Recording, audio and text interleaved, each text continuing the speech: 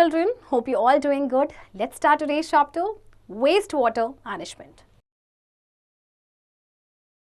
Learning objectives: water pollution, wastewater, sewage, wastewater treatment plant, alternative sewage disposal, and sanitation.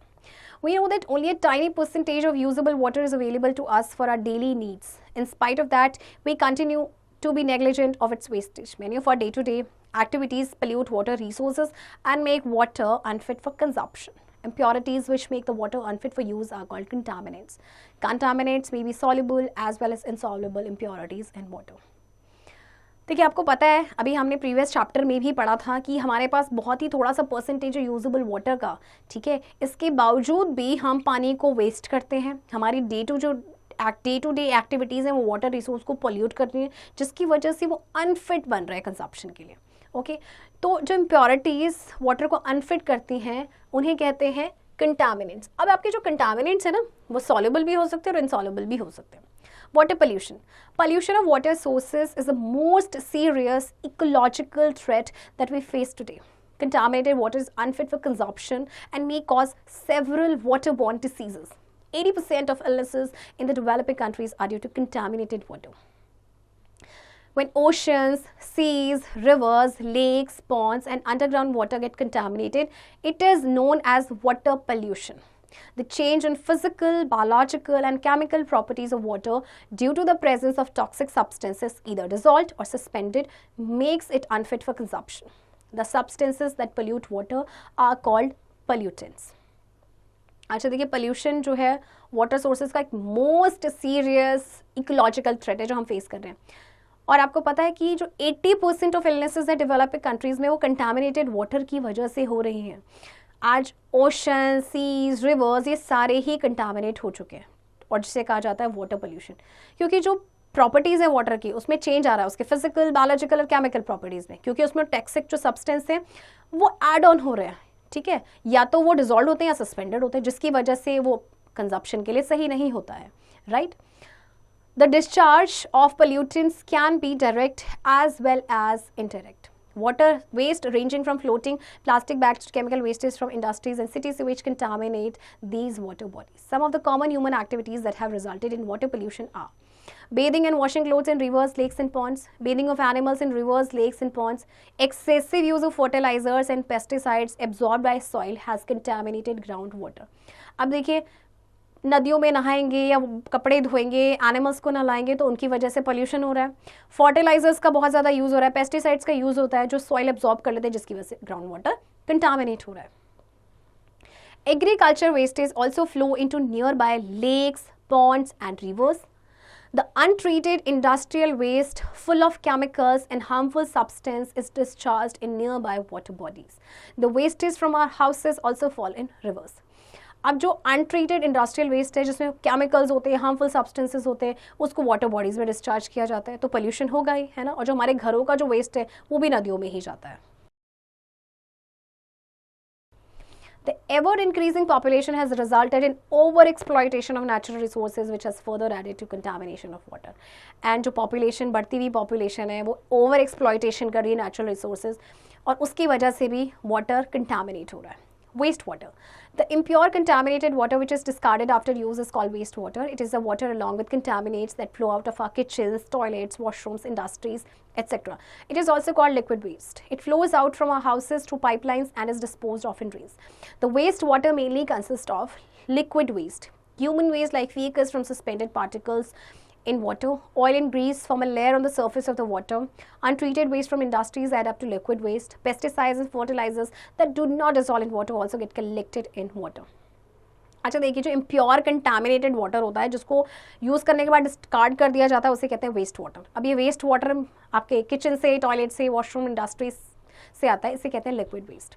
तो liquid waste में human waste होता है, like faeces होता है जो कि एक सस्पेंडेड पार्टिकल होता है आपके वाटर में, ऑयल और ग्रीस एक लेयर फॉर्म कर देते हैं वाटर के सरफेस पे। अनट्रीटेड जो वेस्ट होता है इंडस्ट्री से वो भी लिक्विड वेस्ट में ऐड ऑन हो जाता है। पेस्टिसाइड्स या फर्टिलाइजर्स हैं जो वाटर में डिजोल्व नहीं हो पाते, वो वाटर में कलेक्ट हो जाते हैं। Sewage.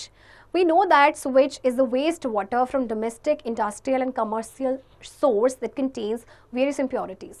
The impurities can be classified into the following categories. Organic impurities. They include animal and human waste, oil waste from food, herbicide, etc.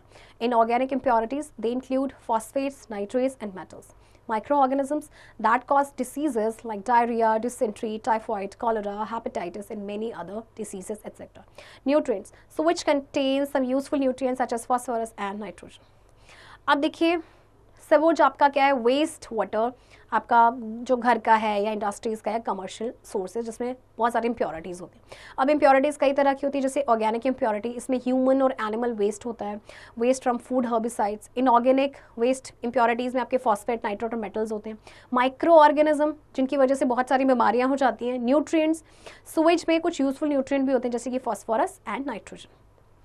On the basis of colour and odour, the sewage can be classified as sullage water. It is a waste that comes out of our kitchen. It consists of food particles, oil, detergents, etc. अच्छा, सलेज आपका water क्या होता है, ये हमारे kitchen से आने वाला वेस्ट है.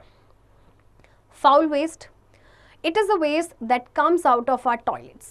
It consists of human wastes like urine and feces. It has a very bad smell. It also contains bacteria that release bad smelling gases. It can spread infections and cause disease. Foul waste हमारे toilet से आता है, इसमें human waste होता है, तो of course इसमें bad smell होती है जिसमें बहुत सारे बैक्टीरियाज होते हैं जो बैड स्मेलिंग गैसेस को रिलीज करते हैं, इनकी वजह से इन्फेक्शन होता है, right.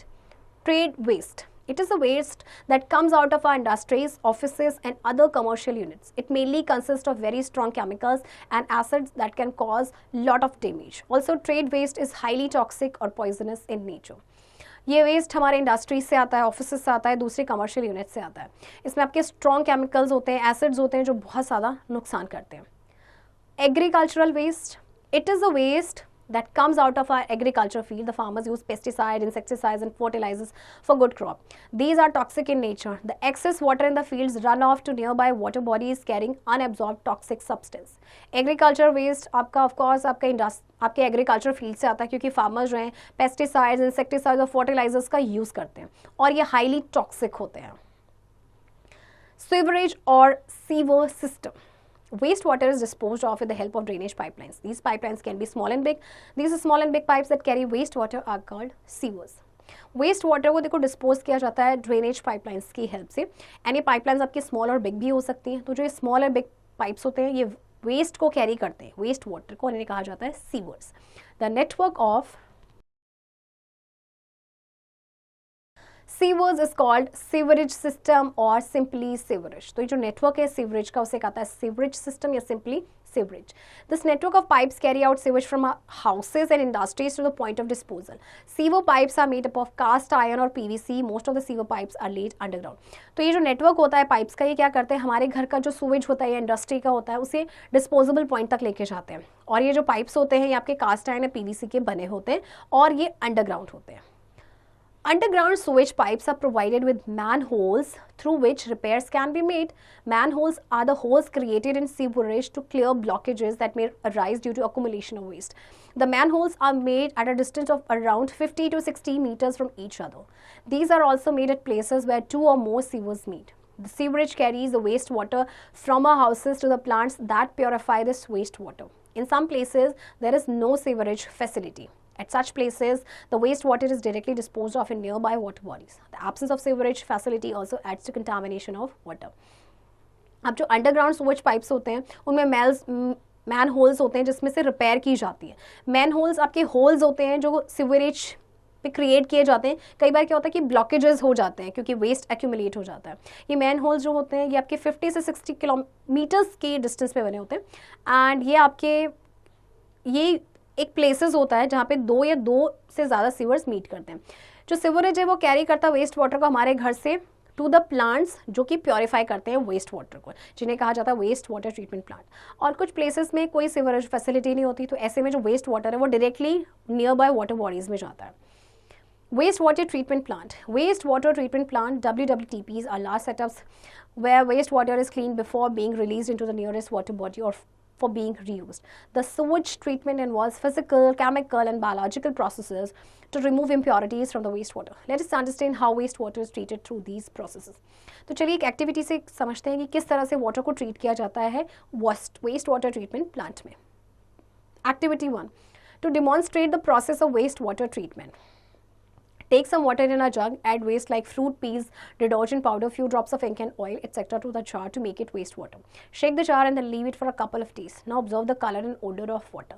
Using an aerator from aquarium or a manual air pump, pass fresh air into the jar at regular intervals for a day. Now observe the color and odor of the wastewater. How has it changed? आपने पानी लेना है जग में, उसमें आप fruit peels, detergent powder, कुछ ink की drops और ऑयल डालेंगे. इस तरह से आपका वेस्ट वाटर हो जाएगा. आप जार को शेक करेंगे और कुछ दिनों के लिए आप उसे रखेंगे. अब आप जब उसमें कुछ दिनों के बाद ऑब्जर्व करोगे कि जो कलर और जो ओडर है वाटर का किस तरह से, फिर आप एरेटर का यूज़ करेंगे जो एक्वेरियम से आता है, या फिर आप मैनुअल एयर पंप भी कर सकते हैं. फिर फ्रेश एयर को पास करेंगे जार में रेगुलर इंटरवल्स में दिन में, एंड उसके बाद आप कलर और ओडर जो है ना उस वेस्ट वाटर का, उसको ऑब्जर्व करेंगे वो किस तरह से चेंज हो गया है. Now take a filter paper and put it in a funnel. Put some sand and gravel in the filter paper. Slowly pour the wastewater in the funnel and collect clean water at the bottom. You might have to repeat this step 2 or 3 times to obtain clean water. Now add a tablet of chlorine to the filtered water. The chlorine tablets can be easily purchased from chemist or medical store.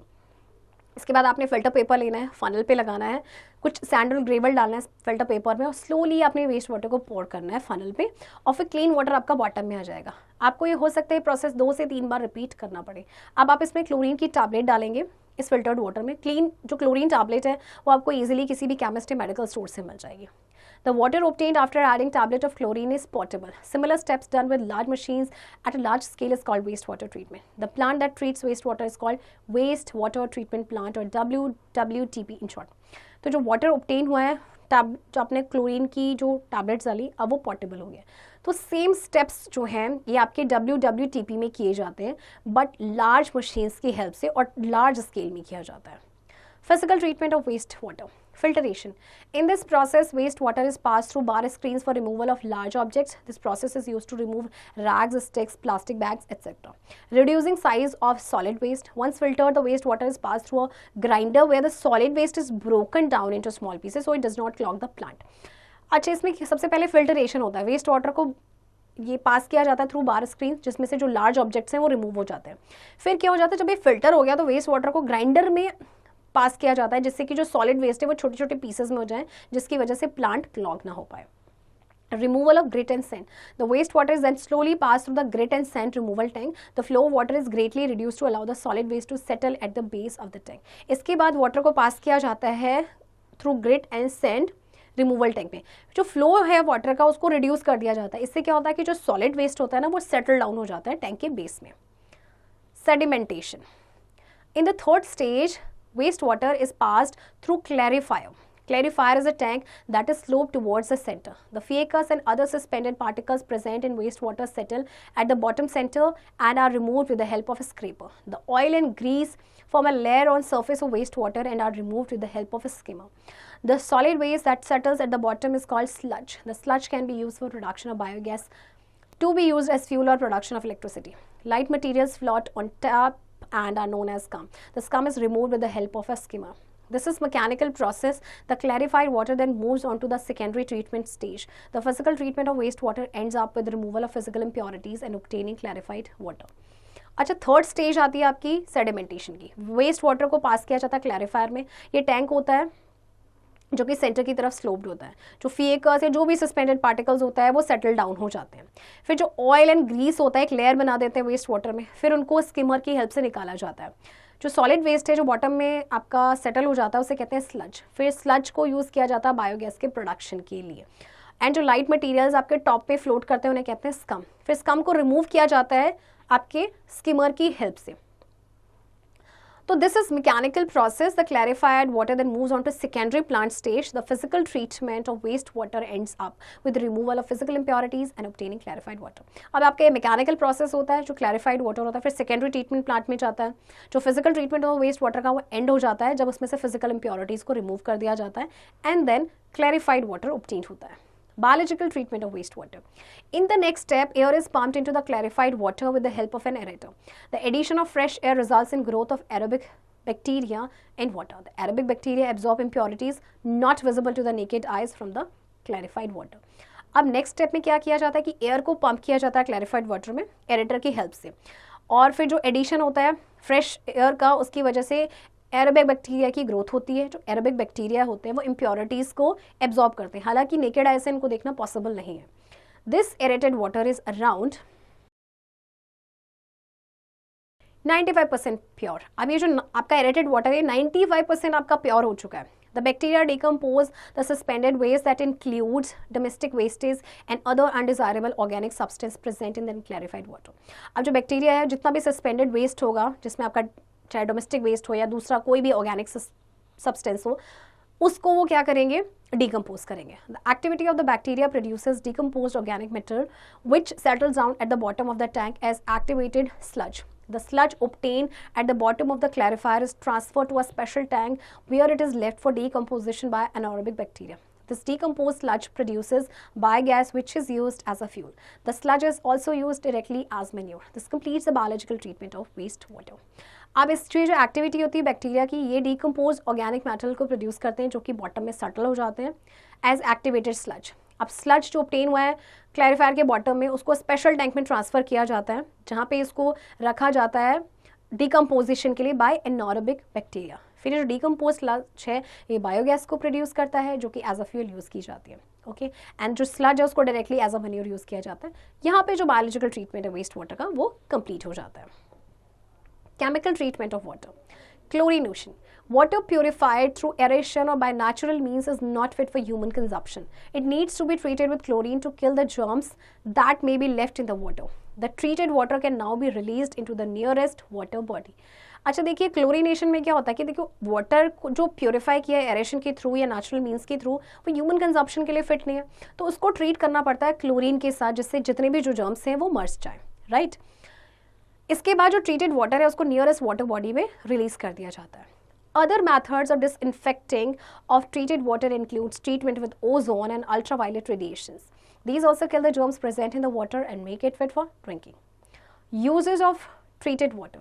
The treated water which is obtained from sewage treatment plant is used for irrigating fields, lawns and aquaculture. It is also used for fisheries and growing crops and vegetables. The treated water is finally released in streams and rivers. जो treated water है उसको use किया जाता है fields को irrigate करने के लिए lawns में या aquacultures में, right? और जो treated water है उसको finally streams या river में release कर दिया जाता है. Clogging of drains. The oil and fat waste from our kitchen starts getting deposited on the side walls of the water pipes. Over a period of time, these wastes harden up and clog the water pipe. In open drains, these fats and oils block the pores of soil, so the absorptive capacity of the soil gets reduced. It results in loss of addition to groundwater. अब जैसे जो oil या fat waste होता है हमारे kitchens का, वो deposit होना शुरू हो जाता है जो वाटर पाइप्स की जो वॉल्स होते हैं ना उनकी साइड पे, और उसके बाद ये वेस्ट हार्डन अप हो जाता है एंड वाटर पाइप को क्लॉग कर देता है. तो ओपन ड्रेन्स में जो ये फैट्स या ऑयल्स होते हैं ये जो सॉइल के पोर्स होते हैं ना उन्हें ब्लॉक कर देते हैं, और इसीलिए जो एब्जॉर्प्टिव कैपेसिटी होती है सॉइल की वो रिड्यूस हो जाती है, और इसकी वजह से क्या होता है कि ग्राउंड वाटर में जो पानी का एडिशन है वो लॉस हो जाता है. We can follow these simple practice at our home and in our kitchens to prevent clogging of drains. Do not throw oils and fats in drains. Use dustbin for the purpose. Do not throw solid food remains in the drains. Use dustbin for the purpose. Do not throw waste plastic and napkins in drains and toilets. Use dustbin for the purpose. Used tea leaves must also not be washed away in the drains. Chemicals like solvents, paints, motor oil, etc. must not be washed down the drains. Create awareness in the neighborhood to follow these and similar good kitchen practices.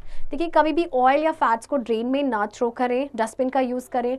Solid waste को जो है food जो solid है आपका dustbin में उसको फेंकें. Waste plastic या napkin को ड्रेन्स या टॉयलेट्स में ना डालें. डस्टबिन का यूज़ करें. जो यूज टी लीव्स होती है उनको भी आप ड्रेन्स में ना डालें. केमिकल्स हैं जैसे सॉल्वेंट, पेंट्स या मोटा ऑयल है, इनको भी आप ड्रेन्स में ना डालें. और एक अवेयरनेस क्रिएट करें अपने नेबरहुड में. Alternative switch disposal. There are many places, especially in rural areas or unauthorized colonies that lack proper sewerage system. To take care of sanitation in these places, alternative low-cost on-site sewage disposal system could be put in place. Let us learn about such alternative systems. देखिए बहुत सारे ऐसे places हैं, especially rural areas में जहाँ पे या unauthorized जहाँ पे colonies हैं, वहाँ पे proper sewerage system नहीं है. तो ऐसी जगहों पे क्या किया जाता है, कुछ alternative systems हैं आपके. Septic tanks. A septic tank is a watertight chamber. It is generally made of bricks or concrete. A septic tank is often installed under the ground in houses or buildings such as hospitals. Septic tank आपका water tight chamber होता है, ये generally आपका BRICS या concrete से बना होता है और ये आपका इंस्टॉल्ड होता है अंडर द ग्राउंड हाउस या बिल्डिंग्स या हॉस्पिटल्स में. It allows decomposition of sewage by the action of anaerobic bacteria. और ये जो decomposition है sewage का by the action of anaerobic bacteria उसको allow करता है. Chemical toilet. Chemical toilet has a separate compartment that treats human waste with chemical and decreases odor. Chemical toilets use chemicals to disinfect human waste. These are portable and can be used anywhere. These are popularly used in aeroplanes and some trains. अच्छा, chemical toilet में एक separate compartment होता है जो human waste को treat करता है chemical के साथ, जिससे कि ओडर डिक्रीज हो जाती है. केमिकल टॉयलेट्स में यूज़ किया जाता है आपके केमिकल्स जो कि ह्यूमन वेस्ट को डिसइंफेक्ट करते हैं. ये पोर्टेबल होता है और कहीं भी इनको लेके जाया जा सकता है. Composting toilets. Composting toilets convert human wastes into compost with the help of microorganisms. This compost is very fertile and useful for the growth of plants. These are environmental friendly and are suitable for villages. However, these toilets need to be regularly maintained. If proper care is not done, they produce foul smell and serve as a habitat for disease-causing microorganisms and insects. जो composting toilets होते हैं human waste को compost में convert करते हैं आपके micro organism की help से. ये कंपोस्ट काफ़ी फर्टाइल होती है और प्लांट्स की ग्रोथ के लिए भी यूजफुल होती है.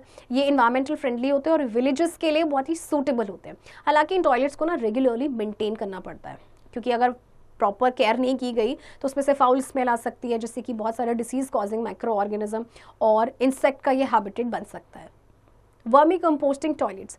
The vermicomposting toilets are similar to composting toilets. The only difference is that these toilets use earthworms in place of microorganisms. The wastes are converted into vermicomposting, which is even more fertile than compost. Advantages of vermiprocessing toilet are as follows. It provides proper disposal of human excreta, thus preventing contamination of the outside environment.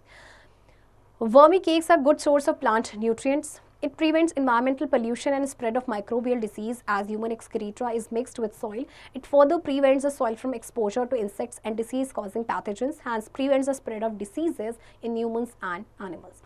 अब देखिए जो vermi composting toilets हैं ये composting toilet की similar ही होते हैं, बस इसमें एक डिफरेंस होता है कि इनमें अर्थवर्म्स का यूज़ किया जाता है. अब इनका एडवांटेजेस क्या है कि एक तो ये प्रॉपर डिस्पोजेबल प्रोवाइड करती है ह्यूमन एक्सक्रीटा के लिए, जिससे कि एनवायरनमेंट कंटामिनेट नहीं होता. ये good source of plant nutrients होते हैं और ये इन्वायरमेंटल पोल्यूशन को भी प्रिवेंट करते हैं और जो माइक्रोबियल डिसीज़ है उसको भी स्प्रेड होने से प्रिवेंट करते हैं.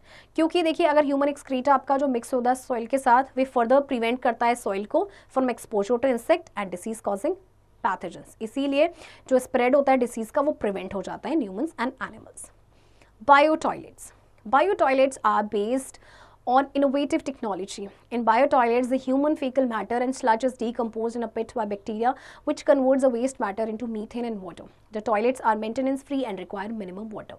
बायो टॉयलेट जो है आपका एक बहुत ही इनोवेटिव टेक्नोलॉजी है. बायो टॉयलेट्स में ह्यूमन फीकल मैटर और स्लज डिकम्पोज हो जाते हैं एक पिट में बाय बैक्टीरिया, जो कि वेस्ट मैटर को कन्वर्ट कर देते हैं मीथेन एंड वाटर में. ये टॉयलेट्स मेंटेनेंस फ्री हैं और उनको मिनिमम वाटर की रिक्वायरमेट होती है. Do you know Sulabh toilets are run by an organization called Sulabh International? The wastes from these toilets are transferred to biogas plants.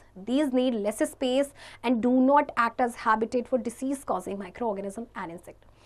सुलभ toilets आपने देखे होंगे कई जगह. ये एक ऑर्गेनाइजेशन है सुलभ इंटरनेशनल, उनके द्वारा चलाई जाती है. जो वेस्ट होता है इन टॉयलेट्स का उनको बायोगैस प्लांट में ट्रांसफ़र कर दिया जाता है. इनको स्पेस की भी बहुत कम ज़रूरत होती है एंड ये एक डिसीज़ कॉजिंग माइक्रो ऑर्गेनिज्म या इंसेक्ट्स का हैबिटेट की तरह एक्ट नहीं करते हैं. Sanitation. Sanitation, a major problem and a challenge in countries like India.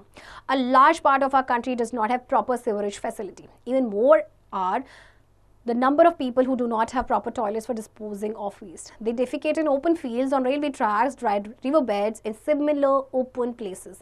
In some places, wastes are directly disposed of in the water bodies. These human wastes in open are a habitat for disease-causing microorganisms. These microorganisms cause various harmful diseases like cholera, typhoid, meningitis, hepatitis, dysentery, polio, etc. Apart from the disease cause, the area also gets full of foul smell. Defecating in open areas and water bodies result in air, soil and water pollution. Also, it causes respiratory diseases like asthma and lung infection in human beings. Sanitation एक बहुत ही बड़ा problem है और काफ़ी challenging है India जैसी country में. India में, हमारी कंट्री में बहुत ऐसा पार्ट है जहाँ की प्रॉपर सिवरेज फैसिलिटी ही नहीं है. लोग आज भी लोगों के पास आज भी टॉयलेट्स नहीं है, वो ओपन में डेफिकेट करते हैं। अब देखिए जो ह्यूमन वेस्ट होता है जो ओपन में है, वो तो एक हैबिटेट हो गया डिसीज़ कॉजिंग माइक्रो ऑर्गेनिजम्स के लिए, तो इसकी वजह से काफ़ी सारी बीमारियां हो जाती हैं।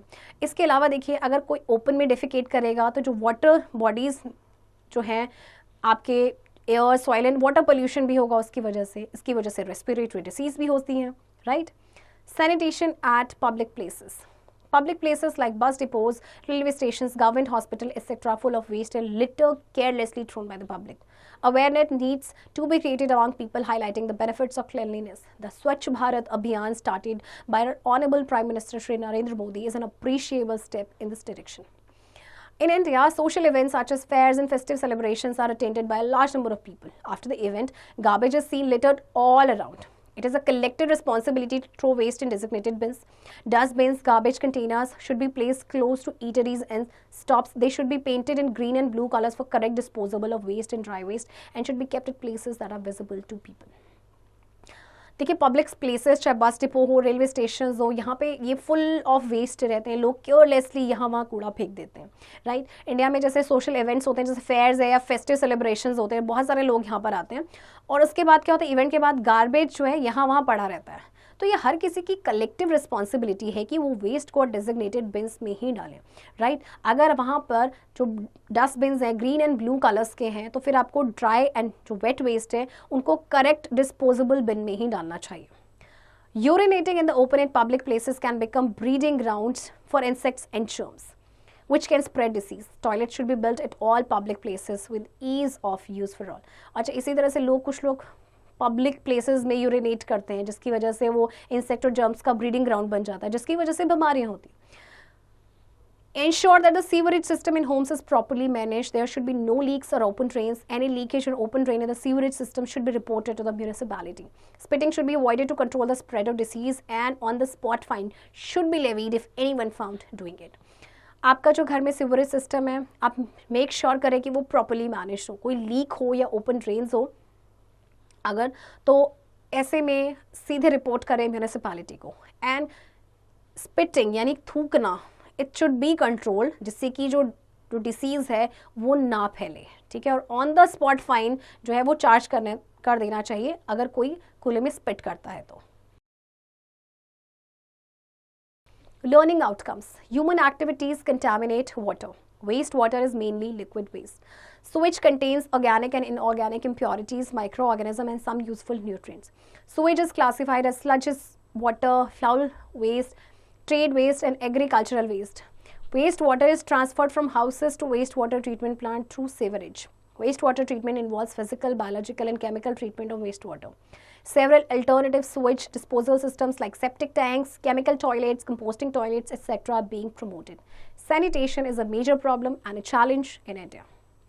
Children, I hope आपको ये चैप्टर समझ आया होगा and I hope आप sanitation में अपने efforts डालेंगे और यहाँ वहाँ लिटर नहीं करेंगे। एंड इस चैप्टर की प्रैक्टिस अब आप खुद से करेंगे।